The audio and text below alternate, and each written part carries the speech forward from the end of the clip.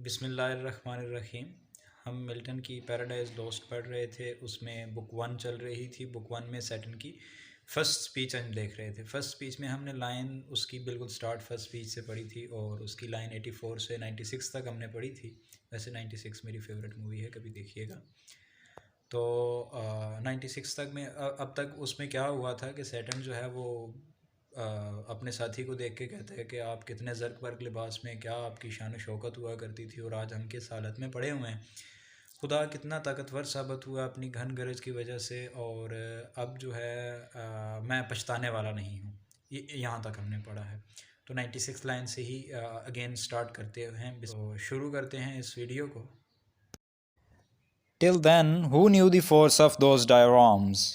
Yet not from those, nor what the potent victor in his rage can else inflict. Do I repent or change? फिर भी मैं ना तो जंग के उन नताइज की वजह से और ना ही उन खदशात की वजह से जो कि ताकतवर फाते अपने शदीद गुस्से में हमें अजियतें पहुंचा सकता है, पछताने वाला हूँ। ये पिछली लाइन्स थी। अब ये जो लाइन्स आ रही हैं इनको देखें।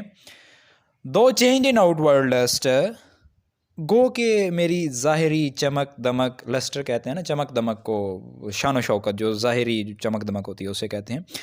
दो चेंज इन आउटवर्ल्ड लस्टर, गो के मैं ज़ाहिरी चमक दमक में बदल चुका हूँ, यानी वो जो जन्नत में मेरा ज़र्क बर्क लिबास था और जो अब है इसमें खासा फ़र्क आ चुका है। किसको बदलने वाला नहीं हूँ? डू आई चेंज और रिपेंट, दो चेंज इन आउटवर्ड लस्टर, ये अंदर ब्रैकेट में समझें दो चेंज इन आउटवर्ड लस्टर को। दैट फिक्स्ड माइंड, मैं अपने उस फिक्स्ड माइंड को बदलने वाला नहीं हूँ, मैं अपने उस मुसम्मम इरादे को बदलने वाला नहीं हूँ। और किस चीज़ को? एंड हाई डिस्डेन, और इंतहाई दर्जे की हकारत और नफ़रत। डिस्डेन कहते हैं हकारत और नफ़रत को। दो चेंज इन आउटवर्ड लस्टर, गो कि मैं ज़ाहिरी चमक दमक में बदल चुका हूँ, मैं नहीं बदलूँगा। दैट फिक्स्ड माइंड, अपने मुसम्मम इरादे को, एंड हाई डिस्डेन, और इंतहाई दर्जे की हकारत को, शदीद नफ़रत को। From the sense of injured merit, from से जो पैदा हुई, कहाँ से हुई? सेंस ऑफ इंजर्ड मेरिट, मेरी ज़ख्मी अना की वजह से पैदा होने वाली उस हकारत और उस अजीम तरीन जो इरादा है उसको बदलने वाला नहीं हूँ। That with the mightiest rage me to contend, कहाँ गया? दैट विद माइटिएस्ट, दैट किसको क्वालिफाई कर रहा है? दैट क्वालिफाई कर रहा है उस इंजर्ड मेरिट को, ठीक है। That with the mightiest, mightiest, ये लफ्ज़ देख रहे हो, माइटिएस्ट का मतलब अजीम तरीन, थर्ड डिग्री है, दी लगा के लगा हुआ है। मीन्स के शैतान को पता है कि वो माइटिएस्ट है। ये कैसी आयरनी क्रिएट की है मेरी मिल्टन ने, मतलब एक बंदे को पता है कि वो दुनिया में सबसे ताकतवर तरीन शख्सियत है और मैं उससे लड़ने जा रहा हूँ। दैट विद द माइटिएस्ट, मतलब कि उससे ताकतवर हम नहीं हैं, ये इस लफ्ज़ से वाज़े हो रहा है। That with the mightiest raised मी, जिसने मुझे उभारा, तरजीह दी, तरजीह कह रहा हूँ, जिसने मुझे उभारा, जोश पैदा किया, वलवला दिया, टू कंटेंड, मुकाबला करने के लिए। तो ये लाइंस यहीं तक देखें। अच्छा, क्या कह रहा है? Nor what the potent victor in his rage can else inflict, do I repent or change. जो माइटिएस्ट विक्टर है अपने गैज़ गुस्से में जो कुछ भी हमें अजियतें मुसीबतें दे सकता है, मैं उससे बदलने वाला नहीं हूँ, ना ही मैं पछताने वाला हूँ। गो के मेरी ज़ाहिरी शान शौकत जो है वो जा चुकी है। दो चेंज इन आउटवर्ड लस्टर, ज़ाहिरी शान शौकत जो है वो जा चुकी है। क्या नहीं बदलने वाला? That fixed mind and high disdain from the sense of injured merit, अपनी ज़ख्मी अना की वजह से जो इंतहाई दर्जे की हकारत पैदा हुई है और जो मुसम्मम इरादा पैदा हुआ है उसको बदलने वाला नहीं हूँ। ये वो इरादा और ये वो ज़ख्मी अना है जिसने मुझे, that with the mightiest rage me to content, जिसने मुझे उस अजीम तरीन शख्सियत से मुकाबला करने में उभारा, मुकाबला करने की तहरीक दी। And to the Fyers contention, fierce कहते हैं शदीद तरीन, जो मतलब शिद्दत के साथ जो भी चीज़ हो उससे फायर्स कहते हैं। And to the Fyers contentions, contentions कहते हैं कन्फ्लिक्ट को, झगड़े को, डिस्प्यूट को। और अजीम तरीन जो झगड़ा था, डिसएग्रीमेंट था, जो मुकाबला था हमारा और ख़ुदा का, उसमें ब्रॉट अलॉन्ग ले आया। अच्छा, कौन ले आया, किस झगड़े में क्या हुआ? देखो, and to the Fyers contention brought along, ऊपर बात हो रही थी इंजर्ड मेरिट की, ज़ख्मी अना, मजरूह अना की। कहता है कि मेरी मजरूह अना ने मुझे खुदा के साथ मुकाबला करने की तहरीक बख्शी, हिम्मत दी। ठीक है। And high disdain from the sense of injured merit that with the mightiest raised me to contend, मुकाबला करने की तहरीक बख्शी। And to the Fyers contention brought along, और इस झगड़े में, यानी खुदा के साथ जो मुकाबला था वो हमारा झगड़ा था, उस झगड़े में ब्रॉड अलोंग ले आई, वो अना उठा के ले आई। किनको? इननुमेरेबल फोर्स ऑफ स्पिरिट्स आर्म्ड, इननुमेरेबल, जिन्हें गिना ना जा सके, एक अजीम लश्कर को, फोर्स लश्कर कह लें, ताकत कह लें, ऑफ स्पिरिट्स आर्म्ड। स्पिरिट्स यहाँ पे मुराद फरिश्ते हैं जिन्होंने इसका, अज़ाज़ील का, इब्लीस का यानी सैटन का साथ दिया। स्पिरिट आर्म्ड, आर्म्ड मतलब मुसल्ला होकर, यानी खुदा के साथ जंग लड़ने में इस ज़ख्मी अना ने मुझे मदद दी, एक चीज़ तहरीक बख्शी।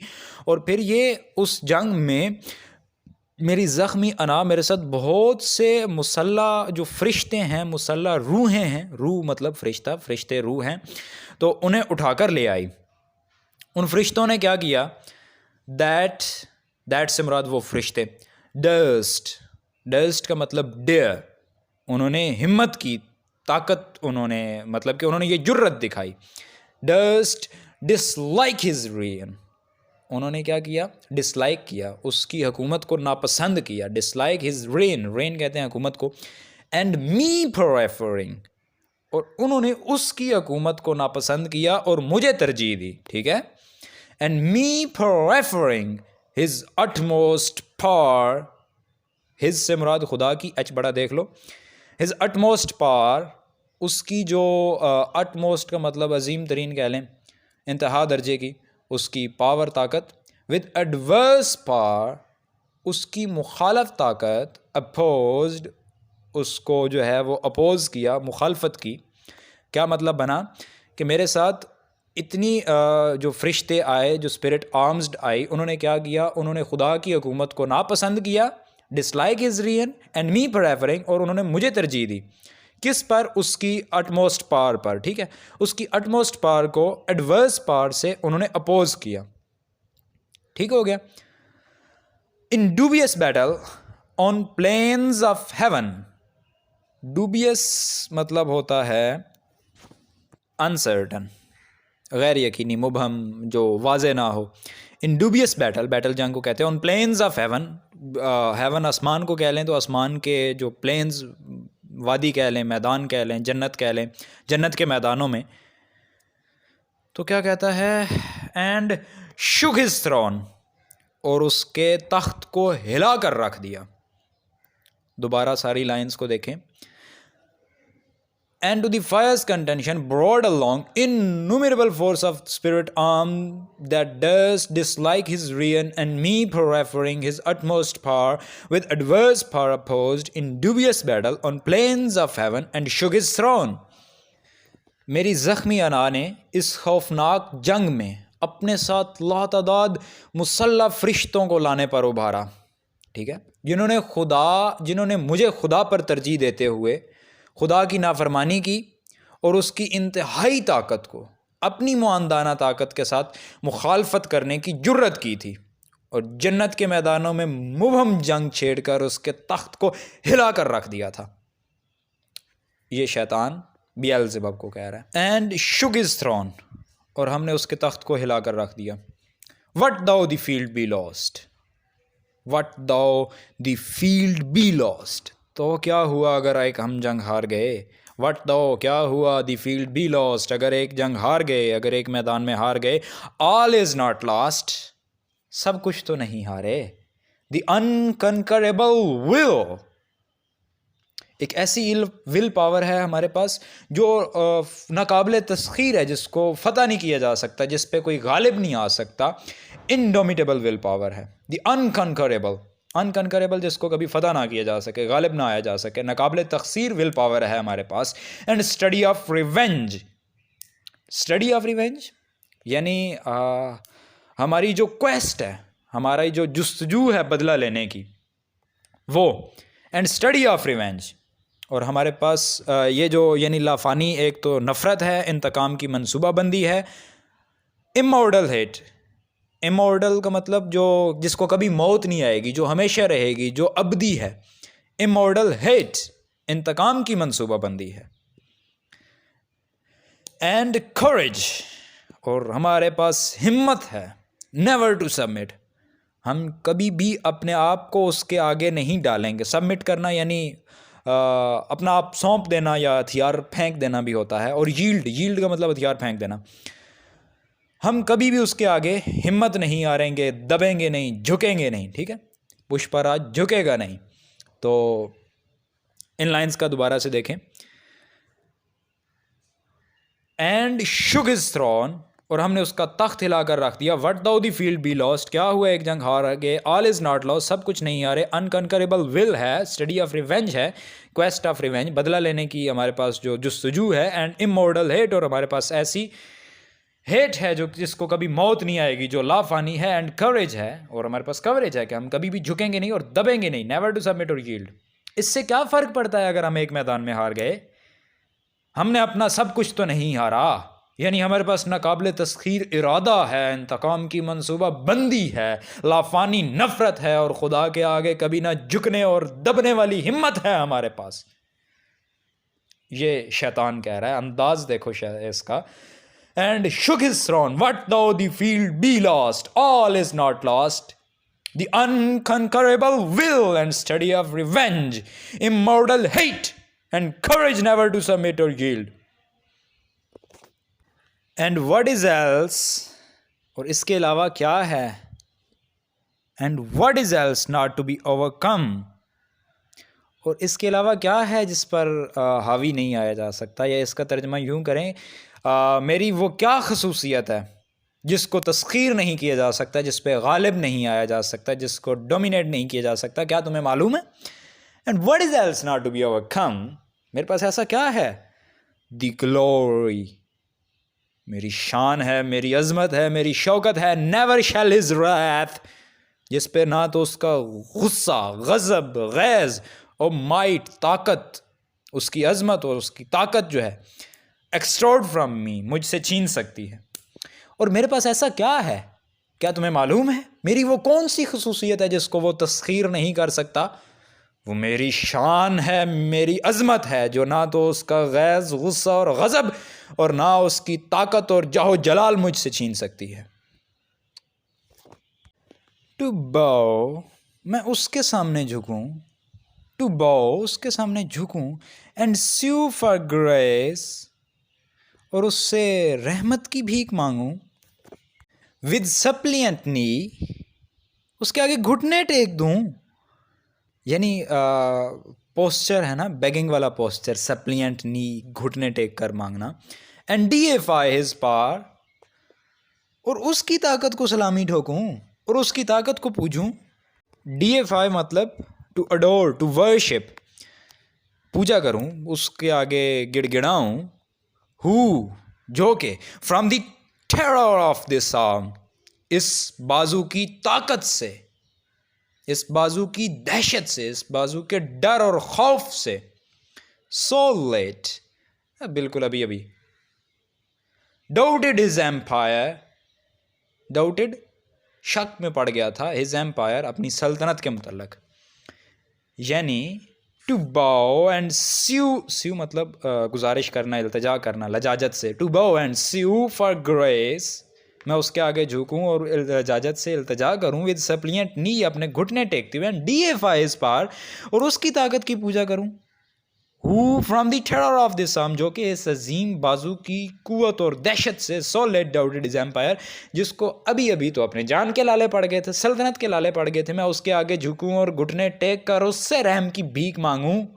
और उसकी ताकत की पूजा करूं, जिसको मेरे इस हाथ की दहशत से थोड़ी देर पहले, बिल्कुल अभी अभी, अपनी सल्तनत के लाले पड़ गए थे। दैट वाज लव इंडीड, यकीनन ये उसके लिए, ये सब कुछ जो हुआ, यानी उसको अपनी सल्तनत के मेरी ताकत से लाले पड़ गए, तो ये उसके लिए बड़ी शर्मनाक बात थी।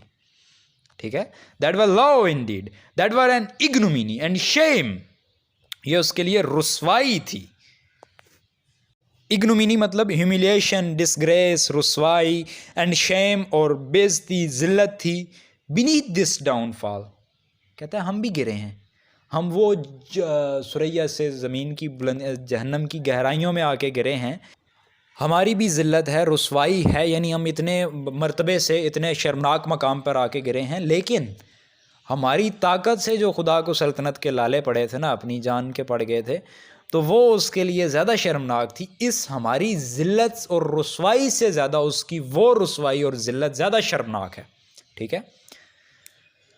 From the terror of the some soul that doubted his empire, that were low indeed, ये उसके लिए शर्म की बात थी। That were an ignominy and shame beneath this downfall, हमारी डाउनफॉल, हमारे जो डाउनफॉल से भी ज़्यादा उसके लिए ये सब कुछ बाइस शर्म था और बाइस ज़िल्लत बात थी। Since by fate, कुदरत की वजह से, the strength of this imperial substance cannot fail, the strength of gods and this imperial substance, खुदा की ताकत एंड दिस इम्पीरियल सब्सटेंस, और ये इम्पीरियल मतलब हेवनली एसेंस, हेवनली स्टफ़ कह लें इसे, इम्पीरियल सब्सटेंस, इम्पीरियल मतलब हेवनली, कैन नॉट फेल का मतलब है कि can not be finished, this imperial substance can not be failed और can not be finished, since through experience, तजर्बे की वजह से, ऑफ दिस ग्रेट इवेंट, इस अजीम वाक़या मतलब खुदा से जंग वाला वाक़या, since through experience of this great event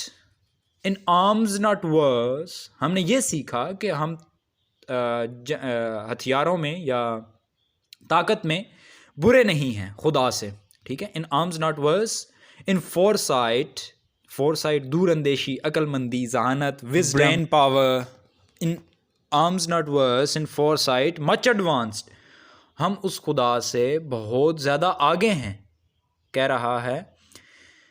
लेकिन क्योंकि कुदरती तौर पर देवताओं यानी फरिश्तों और खुदा की जो ताकत और आसमानी जोहर है ये कभी तबाह नहीं होता, सब्सटेंस, दिस इम्पीरियल सब्सटेंस मतलब आसमानी जोहर कभी तबाह नहीं हो सकता।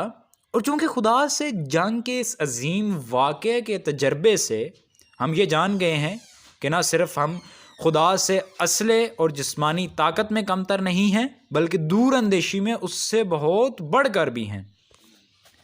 आज की वीडियो में बस इतना ही, मिलते हैं अगली वीडियो में नेक्स्ट लाइंस के साथ, तब तक के लिए अल्लाह हाफ़िज़।